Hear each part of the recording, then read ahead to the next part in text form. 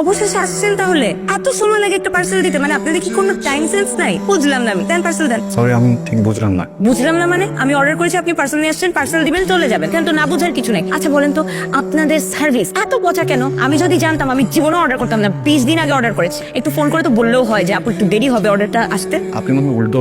কোনো উল্টো বুঝছি না, আপনি উল্টো বুঝছেন। পার্সেল দেন, দিয়ে আপনি যান। হাসতেছেন কেন আপনি? কি মেয়ে দেখলে হাসতে ইচ্ছা করে? পার্সেল দেন, দিয়ে আপনি আপনার রাস্তা মাপেন। জি আমি পার্সেলটা এতবার চেয়েছেন আমি দিয়ে দিতাম, কিন্তু আনফরচুনেটলি আমি ডেলিভারি ম্যান না। তাহলে আপনি এখানে কাকে চান? যেহেতু মা, যেহেতু মা কে যেন আসছে। এইভাবে একটা মানুষকে অপমান করা ঠিক হয়নি। লজ্জা একবারে লাল হয়ে গিয়েছিল। কিন্তু আমার কি দোষ? উনি তো বলতে পারতো উনি ডেলিভারি ম্যান না, জিতুর বন্ধু। তা না বলে আমার দিকে হা করে তাকিয়েছি। একটু হলেই তো চটকানাটা দিয়ে বসতাম। কি না ডেলিভারি ম্যান তাই না? হ্যাঁ, তোর এত বড় সাহস কি আমার বন্ধুকে ডেলিভারি ম্যান বানাস? হ্যাঁ, সব জায়গায় পাকনামি তোমার করতেই হবে। কেমন হ্যাঁ, ব্যথা পাচ্ছি। আমার কি দোষ? উনি বলতে পারতো না সে তোমার বন্ধু? বলে নাই, কি করছে? ড্যাব ড্যাব কথা কাজ। তাই বলে তুই এসব বলবি? হ্যাঁ? আর তোর কি মনে হয় তোকে আমি চিনি না? তুই যে বাচ্চা, তুই একবার কথা বলা শুরু করলে তোর আর থামার হুঁশ থাকে না। ব্যথা পাচ্ছি মানে খুব ভালো করছি। ওকে কি করা উচিত জানো? ওকে লাঠি দিয়ে বাড়ি দেওয়া উচিত। ওরে বন্ধুর মতো বোকা বলদ বন্ধু আমি আমার জীবনে দেখি নাই। এখন আমি যাই, কোথায় যাবো? ওকে লাঠি দিয়ে বাড়ি লাঠি। ভাইয়া, আপনার জন্য শরবত এনেছি, নিজ হাতে বানানো শরবত। খেয়ে দেখেন, খুব ভালো লাগবে। শরবত নাকি সল্টেড ড্রিঙ্ক?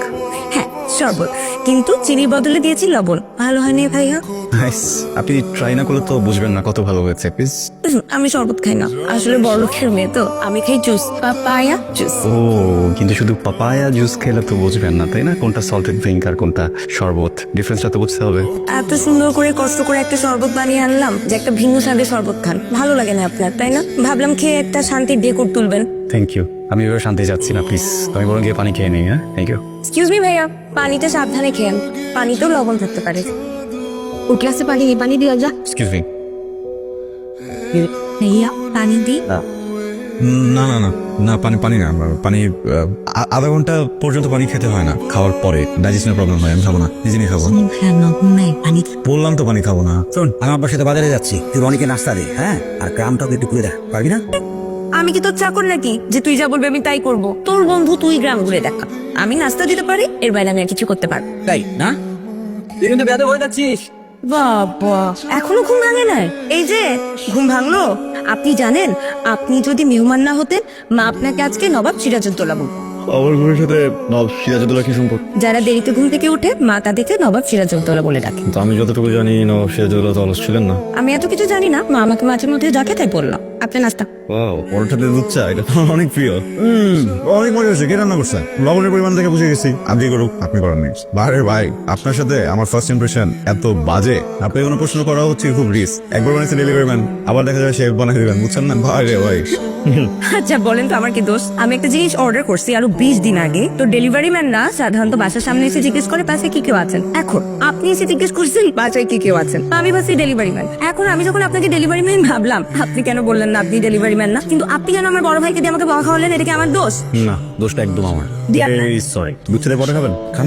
আমি কিভাবে খাবো? আমার হাতটা তো বলবো। আচ্ছা আপনি এমন কেন বলেন তো? ও তাই তো, আমরা খালি আমরা দেখতে পারেন। মা বলেছে খাবারকে কখনো না বলতে না। এক মিনিট, আমার একটু ফোন আসছে। Excuse me. Thank you. চোদ্দ। হ্যাঁ দোস্ত বল। কে ঘুম থেকে উঠে নাস্তা করছিস? হ্যাঁ নাস্তা করতেছি তো। আমি একটু বাজারে আসছি, আমার আসতে সন্ধ্যা হবে। তুই নাস্তা করে নীলের সাথে বাইরে বের হ। আমি নীলাকে বলে দিচ্ছি তোকে গ্রামটা ঘুরে দেখাবে। আরে না না না, তুই আয়, তোকে নিয়ে যাবো, সমস্যা নাই। আমি তো পারতেছি না, বলিস। নীলা কই, ফোনটা দে তো। দেখছি। হ্যাঁ ভাইয়া বলো, আমি জানি তুমি কি বলবা। আমি পারবো না। ওকে মুখে তর্ক করিস, বেয়াদব। যেটা বলিস সেটা কর, যা।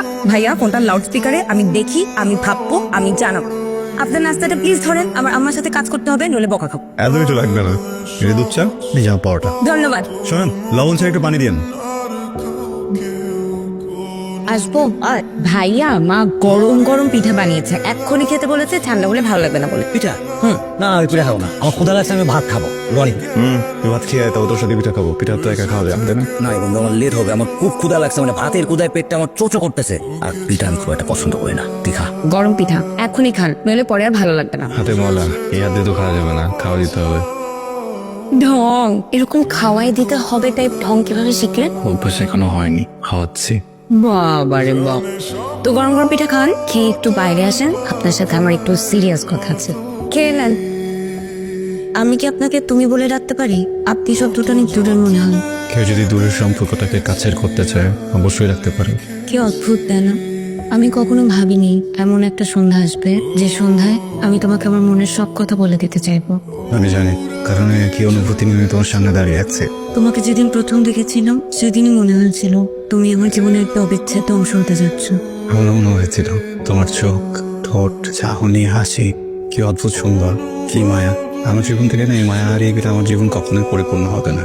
কি অদ্ভুত, দুইটা মানুষ কি অল্প সময়ে এক মুহূর্তের মধ্যেই একে অপরের মনে কত কাছে চলে আসবে। দেখি মনে মনে থাকবে এই সম্পর্ক বাস্তবে রূপ নেবে না। কিন্তু আমার খুব ভয় হয় তুমি যদি আমাকে ছেড়ে চলে যাও। হঠাৎ এমন কথা কেন? হয় কারণ জীবনে বাধা আসবে, বিপদ আসবে, তখন যদি তুমি আমাকে ছেড়ে চলে যাও। কথা দিচ্ছি তোমাকে কখনো ছাড়বো না, এই হাত কখনো ছাড়বো না। যতই বাধা আসুক আমাদের এই ভালোবাসা কখনো হাঁটতে দেবো না। আমিও চাই না আমাদের ভালোবাসাটা কখনো হেরে যাক। আমি তোমাকে অনেক ভালোবাসি। হ্যাঁ, আমি একটু সরি সরি। মা বাবা জেগে আছে এখনো। রনি, আজকে পাত্রপক্ষ আমাকে দেখতে আসবে। তুমি কি করবে আমি জানি না। আমি এমন একটা সিচুয়েশনে আছি, আমি আমার বাবা মাকেও কিছু বলতে পারবো না। আমি তোমাকে ছাড়া কাউকে বিয়ে করতে চাই না। আমার ছাড়া তোমার কাউকে বিয়ে করতে হবে না। শোনো, পাত্রপক্ষ দেখতে আসলে বিয়ে হয়ে যাটা, বুঝছো? আমি তো আছি, দেখতেছি আমি। আমরা কোনো কিছু হেলা করতে পারি না রনি। এমনও হতে পারে পাত্রপক্ষের আজকে আমাকে পছন্দ হলে আজকে বিয়ে হয়ে গেল। আবার এমনও হতে পারে যে ডেট ফিক্স হয়েছে, এখন ডেট ফিক্স হয়ে যাওয়ার পরে তো কান্নাকাটি করি, আমরা যা খুশি তাই করি। তুমি কিন্তু আমাকে আর পাবা না। সে কথা তোমার বলতে হবে না, যখন প্রয়োজন হবে আমি নিজে তোমাকে বলবো। হ্যাঁ, এক কাজ করে আমি আঙ্কেলের সাথে কথা বলি, তাদেরকে বোঝানোর চেষ্টা করি। তুমি আমার মামাকে কি আমার চেয়ে বেশি ভালো চিনো? তার জীবনও রাজি হবে না, ইভেন আমার বড় ভাই সেও রাজি হবে না। পাত্রপক্ষ চলে যাওয়ার পরে তুমি নিজে তোমার ফ্যামিলিকে বলবা, ওকে? তারপর যদি তারা রাজি না হয় আমি তোমাকে নিয়ে চলে যাবো। আমি কি করবো আমি কিচ্ছু বুঝতে পারতেছি না। আমি খালি তোমাকে একটা কথাই বলতে চাই, আমি যদি তোমাকে কোনোদিনও না পাই আমি মরে যাবো। কি বলতেছো তুমি? আরে কি করতেছে না? আমি দিচ্ছি। আচ্ছা তোরা এখানে তুই দাঁড়া, ম্যানেজ করে আসিস, ঠিক আছে? কি হয়েছে তোমার? মন খারাপ? সে তখন থেকে দেখছি মন খারাপ করে আছো। এই যে আমি সব কিছু ছেড়ে তোমার কাছে চলে আসছি, তোমার ভালো লাগছে না? আমার না এখনো বিশ্বাস হচ্ছে না তুমি চলে আসছো। কেন খুব ভয় হচ্ছে, মনে হচ্ছে আমি তোমাকে হারাই ফেলবো। আমি তোমাকে কত ভালোবাসি তুমি জানো, এই জন্য তো সব ছেড়ে তোমার কাছে চলে আসছি। তারপরে ভয় পাচ্ছো? আমি তোমাকে অনেক ভালোবাসি, তুমি আমাকে ছেড়ে গেলে কিন্তু আমি খুব একা হয়ে যাবো, থাকতে পারবো না। এই পৃথিবীতে সবাইকে একদিন না একদিন চলে যেতে হবে। ভবিষ্যতে কি হবে সেটা ভেবে বর্তমান নষ্ট করার কোনো কারণ আছে বলো? আমি কি তোমাকে ছাড়া কোনোদিন যাবো না। কিন্তু একটা কথা মনে রেখো, তুমি যদি আমাকে ছেড়ে কখনো চলে যাও, আমার কিন্তু যাওয়ার আর কোনো জায়গা থাকবে না। আমি কিন্তু সব ফেলে তোমার কাছে চলে আসছি।